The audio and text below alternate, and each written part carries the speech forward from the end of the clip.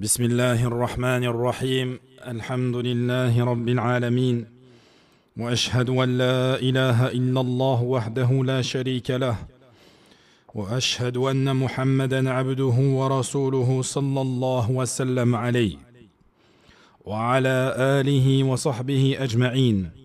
اللهم علمنا ما ينفعنا وانفعنا بما علمتنا وزدنا علما وأصلح لنا شأننا كله ولا تكلنا إلى أنفسنا طرفة عين. أهلا وسهلا بكم dans cette 10e rencontre. ما زالت بين أيدينا هذه الرسالة المباركة التي تسمى نحو ما أمرنا الله به. ألفها المؤلف المجدد المصلح الإمام محمد بن عبد الوهاب رحمه الله تعالى. قال فيها: إذا أمر الله العبد بأمر وجب عليه فيه 7 مراتب.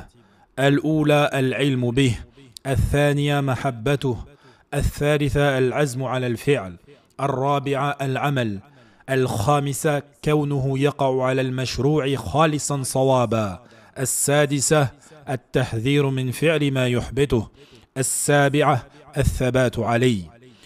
إذا عرف الإنسان أن الله أمر بالتوحيد ونهى عن الشرك، أو عرف أن الله أحل البيع وحرم الربا، أو عرف أن الله حرم أكل مال اليتيم وأحل لوليه أن يأكل بالمعروف إن كان فقيرا، وجب عليه أن يعلم المأمور به ويسأل عنه إلى أن يعرفه، ويعلم المنهي عنه ويسأل عنه إلى أن يعرفه. واعتبر ذلك بالمسألة الأولى وهي مسألة التوحيد والشرك. المرتبة الأولى العلم.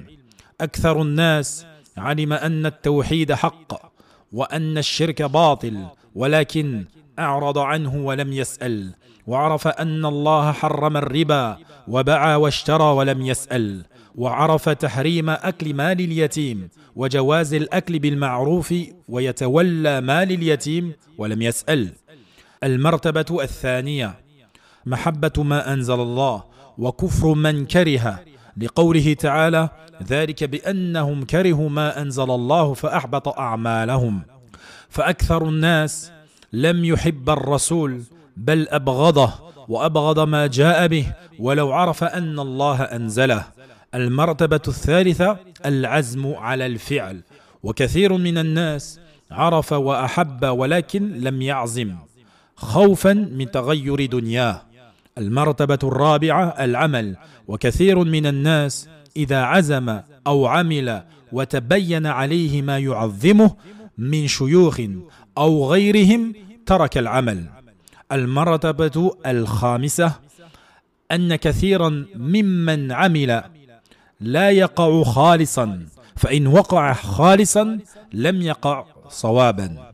المرتبة السادسة أن الصالحين يخافون من حبوط العمل، لقوله تعالى: أن تحبط أعمالكم وأنتم لا تشعرون، وهذا من أقل الأشياء في زماننا. المرتبة السابعة الثبات على الحق والخوف من سوء الخاتمة، لقوله صلى الله عليه وسلم: فإن الرجل منكم ليعمل حتى ما يكون بينه وبين الجنة إلا ذراع فيسبق عليه كتابه فيعمل بعمل أهل النار. وهذه أيضا من أعظم ما يخاف منه الصالحون، وهي قليل في زماننا. فالتفكر في حال الذي تعرف من الناس في هذا وغيره يدلك على شيء كثير تجهل، والله أعلم. نعم, nous nous étions arrêtés à la 7e étape, au 7e degré, à la 7e condition, dans laquelle Shir il nous dit la persévérance dans la voie du bien, dans la voie de la vérité. Cette 7e étape, elle consiste à demeurer fermement sur la vérité et à craindre la mauvaise fin, à craindre la mauvaise fin. Et ceci en référence à la parole du prophète sallallahu alayhi wa sallam: il se peut que l'un d'entre vous accomplisse les œuvres des gens du paradis jusqu'à ce qu'il n'y ait entre lui et le paradis qu'une coudée. Puis voici que son livre le rattrape et il accomplit des actes des gens de l'enfer et il rentre en enfer. Wa'iyadhu billah. Cela fait partie des choses que craignent les pieux Et c'est aujourd'hui une chose rare. Et là, il parle de son époque. Que devrions-nous dire aujourd'hui alors? Si tu réfléchis bien à l'état de ceux que tu connais parmi les gens, ici ou ailleurs, cela t'ouvrira les yeux sur beaucoup de choses que tu ignores. Et Allah est plus savant. Shir, rahimahullah, nous dit, cette 7e étape, elle est le dernier point sur lequel nous allons nous arrêter. Car le musulman, après avoir appris, après avoir aimé, après avoir été déterminé à accomplir, après avoir accompli, en faisant en sorte que ses actes soient sincères et conformes, également en ayant pris ses précautions pour ne pas annuler ses actions, alors il doit rester ferme sur celle-ci. Il doit continuer, perdurer, et ne doit pas faire un one-shot une fois et abandonner. Il doit être constant. Et pour être constant dans la religion d'Allah Azza wa Jal, il faut demander l'aide d'Allah tabaraka wa ta'ala. Sufyan ibn Abdillah al-Thaqafi radiyallahu an, il nous raconte et il dit: Qultu ya Rasulallah, qul li fil islam qawlan la as'alu ghayrak. Qala sallallahu alayhi wa sallam, qul amantu billahi thumma istaqim. Sufyan radiyallahu anhu nous raconte qu'il a dit au prophète sallallahu alayhi wa sallam: ô messager d'Allah, dis-moi une parole dans l'islam de telle sorte que je ne demanderai à personne après toi. Et là le prophète sallallahu alayhi wa sallam lui dit: dis, je crois en Allah, puis sois droit. Cela nous montre que la personne doit s'efforcer d'être droite, de préserver, de persévérer dans la religion d'Allah. Elle se doit d'être constante et constamment dans la demande. Constante et constamment dans la demande d'Allah Azza wa Jal. Allah Azza wa Jal, il nous dit dans le Coran: يثبت الله الذين آمنوا بالقول الثابت في الحياة الدنيا وفي الآخرة. Allah affirme les croyants par une parole ferme dans la vie présente et dans l'au-delà. Naam, le musulman intelligent, il se doit de craindre la mauvaise fin. Il ne doit pas se sentir à l'abri. Le prophète sallallahu alayhi wa sallam, dans le hadith que Shir nous met en avant, rahimahullah, il dit clairement: il se peut que l'un d'entre vous accomplisse les œuvres des gens du paradis au point qu'il n'y ait entre lui et le paradis plus qu'une coudée. Mais voilà que son livre le rattrape, c'est-à-dire sa prédestinée. Et il se met alors à agir comme les gens de l'enfer. Et il rentre en enfer. Wa iyadhu billah. Ce hadith, il fait peur. Pour avoir pu assister à certaines explications de certains grands savants, wallahi, il y en a beaucoup quand ils le mentionnent et tu sens la peur, l'effroi dans leur cœur. Parce que, au final, tu ne sais pas sur quoi tu vas finir. Wa kana as-salaf as-salih, les pieux prédécesseurs, ils avaient peur de deux choses essentiellement: as-sawabiq wa su'il khatimah. Wa Abdullah ibn Mas'ud radiyallahu an, il dit: al-mu'min yara dhunubahu ka'annahu qa'idun tahta jabalin yakhafu an yaqa'a alayhi, wal munafiq yara dhunubahu kadhubaba marra ala anfihi faqala bihi hakadha. Il dit, Abdullah ibn Mas'ud radiyallahu an, le croyant, il voit ses péchés comme une montagne au-dessus de lui, craignant qu'elle ne s'effondre sur lui. Alors que l'hypocrite, il voit ses péchés comme une mouche qui viendrait sur son nez et qu'il chasse d'un geste de la main. Nas'alullah tabaraka wa ta'ala an yaj'alana min al-awwalin. Également, Sufyan al-Thawri rahimahullah, il dit: ma abkani mithla qawlihi ta'ala فأما الذين شاقوا ففي النار لهم فيها زفير وشهيق لا أدري ما أكون عليه عند الموت.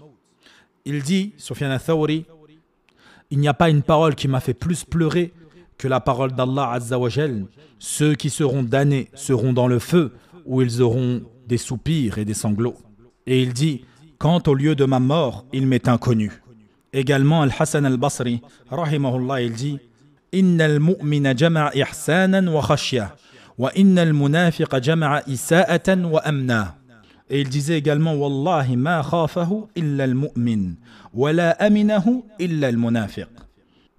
Il disait, Hassan al-Basri rahimahullah, certes le croyant, il rassemble, il allie entre le bien, l'excellence et la crainte, alors que l'hypocrite, il allie entre la faute et la sécurité, le péché et la sécurité. C'est une fausse assurance, bien sûr. Il se croit à l'abri du châtiment divin. Et il disait aussi, par Allah, nul ne le craint si ce n'est un vrai croyant. Et nul ne se sent à l'abri de lui si ce n'est un hypocrite. Qu'Allah nous en préserve et nous compte parmi les croyants. Naam, ayyuhal ikhwa, ayyuhal akhawat. Il faut que nous soyons sur nos gardes de ne pas mal finir. Parce que nous ne sommes pas à l'abri. Nous ne sommes pas à l'abri d'une mauvaise fin. Combien sont nombreux les textes où le prophète sallallahu alayhi wa sallam, il nous donne des recommandations. Comme dans sa parole lorsqu'il dit « Man kana akhiru kalamihi la ilaha illallah, dakhala al-jannah » Celui dont la dernière parole c'est « La ilaha illallah » entrera au paradis. Et combien on a entendu, on a vu des gens, au moment où ils allaient mourir, ils étaient là à penser à leurs enfants, à penser à leur commerce, en disant « Mon commerce, mon fils, ma fille, ma femme. » Wa'iyadhu billah. Salama radiallahu anha taqul كان أكثر دعاء النبي صلى الله عليه وسلم يا مقلب القلوب ثبت قلبي على دينك قالت قلت يا رسول الله ما أكثر دعائك يا مقلب القلوب ثبت قلبي على دينك فقال النبي صلى الله عليه وسلم يا أم السلمة إنه ليس آدمي إلا وقلبه بين أصبعين من أصابع الله فمن شاء أقامه ومن شاء أزاغه.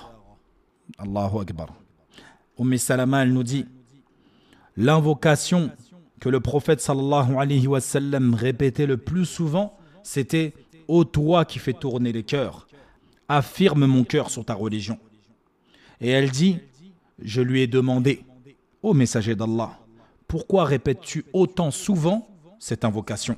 Il lui dit « Ô Salama, il n'y a personne parmi les fils de Adam sans que son cœur ne soit entre deux doigts des doigts d'Allah Azza wa Jal. S'il veut, il les affermit sur la religion, sur la foi, et s'il veut, il les égare dans la mécréance, les ténèbres de l'injustice. Naam, et ça nous montre l'attachement du prophète sallam et sa crainte de mal finir. Lui qui est un prophète, combien de textes, combien de hadiths, combien de dua il nous a laissé en héritage. Comme la dua dans laquelle il dit Allahumma laka aslamt, wa bika amant, wa alayka tawakkalt, wa ilayka anabt, wa bika khasamt. Allahumma inni a'udhu bi'izzatika, la ilaha illa anta, an tudillani anta al-hayyu alladhi la yamut, wal jinn wal insu yamutun. Naam, on doit les apprendre, on doit les mettre en pratique, ces dua. Également, النبي صلى الله عليه وسلم disait اللهم إني أعوذ بك أن أضل أو أضل أو أزل أو أزل أو أظلم أو أظلم أو أجهل أو يجهل علي. Naam, toutes ces invocations, elles ne sont pas là pour faire joli, elles sont là pour être mises en pratique. Et parmi ces mises en pratique, c'est déjà de les prononcer dans les moments propices, dans les moments adéquats. Et naam, et cela nous montre à quel point on doit être attaché à ces évocations, ces invocations. Et ne pas croire que c'est seulement par notre intelligence qu'on va réussir à rester ferme. Et d'ailleurs, celui qui est sincère, alors qu'il se réjouisse. Qu'il se réjouisse car Allah Azza wa Jal, il n'égarera personne de sincère. Et celui qui veut savoir s'il est véritablement sincère, alors qu'il implore son Seigneur de lui accorder la sincérité. Pour ne pas être égaré, pour ne pas voir son cœur se détourner de la vérité. Il doit pour cela supplier Allah de le raffermir, de raffermir son cœur, de raffermir sa foi. Il doit prendre les moyens qui mènent à la fermeté et à la droiture. Se rappeler Allah Azza wa Jal à chaque instant. Tu rentres, tu as des doigts. Tu sors, pareil, avant de dormir, en te levant. Également, la fréquentation. Avoir des bonnes fréquentations qui te tireront vers le haut et non vers le bas. Également, en permanence, tu te dois de te réformer, de corriger ce qu'il y a dans ton fort intérieur, de te poser les bonnes questions et d'y répondre sincèrement, et de faire en sorte de revenir vers Allah Azza wa Jal. Ils nous disent, les savants, qu'il n'y a pas une personne connue qui, en apparence, était sincère et qui avait une croyance pure en Allah. Donc, il connaissait le tawhid d'Allah Azza wa Jal, et il le mettait en pratique, qui n'ait eu de mauvaise fin. Personne qui est sincère dans cela et qui applique sincèrement ces choses-là ne peut avoir de mauvaise fin. Et je finirai par la parole de l'imam Ibn Rajab al-Hanbali rahimahullah. Il dit, sache que la mauvaise fin peut être causée par une déviance cachée chez les serviteurs, que les gens ne perçoivent pas. C'est-à-dire en apparence, mashallah, tabarakallah. Mais dans ton cœur, Allah, lui, il sait. Et il dit, soit en raison d'une mauvaise action ou autre, cette caractéristique entraîne une mauvaise fin au moment de la mort. Donc, le fait qu'à l'intérieur de toi, il y avait de la mécréance, de l'hypocrisie ou ce que tu veux, fait que ta fin, elle sera mauvaise. Et il dit, pour finir, de même, un homme peut accomplir les actes des gens de l'enfer, mais en lui se trouve une qualité cachée de bien qui prédomine à la fin de sa vie et lui accorde une bonne fin. Fin de citation. Également, l'imam Ibn al-Qayyim, rahimahullah, il dit, et si tu observes l'état de nombreux mourants, tu constateras qu'ils sont empêchés d'avoir une bonne fin en punition de leurs mauvaises actions. Allahu Akbar. La parole de ses pieux prédécesseurs, elle montre l'importance de la sincérité à l'intérieur et de la droiture en apparence. Donc celui qui dit non, moi je suis sincère, je suis pieux, mais en apparence c'est tout l'inverse, ça vaut rien. Et celui qui le dit et qui le montre, mais qu'à l'intérieur de lui c'est l'inverse, ça ne vaut rien. Donc il faut toujours se rappeler qu'Allah Azza wa Jal yattali'u ala al-qulub. Allah il voit ce qu'il y a dans les cœurs et ne pas être insouciant de cela. Et sans oublier que ta vie, c'est un chemin que tu parcours et que la finalité, c'est l'au-delà, soit vers le paradis, soit vers l'enfer. Donc il est essentiel que tu veilles à la pureté de tes intentions, à la pureté de ton cœur, à la rectitude de ta foi et à la constance dans l'obéissance d'Allah Azza wa Jal, tout en implorant constamment sa guidance et sa miséricorde. Et ça, c'est un rappel que je me fais à moi-même avant tout. On se doit toujours de se remettre en question, ne pas se sentir à l'abri. Je me contenterai de cela aujourd'hui et on finira le livre dans la prochaine leçon, Inch'Allah, en conclusion. فأكمل حديثي بكنز من كنوز الدنيا وهو حديث شداد ابن أوس رضي الله عنه قال اللهم إني أسألك الثبات في الأمر والعزيمة على الرشد وأسألك شكر نعمتك وحسن عبادتك وأسألك قلبا سليما ولسانا صادقا وأسألك من خير ما تعلم وأعوذ بك من شر ما تعلم واستغفرك لما تعلم إنك أنت علام الغيوب وصلى الله وسلم على نبينا محمد وعلى آله وصحبه وسلم.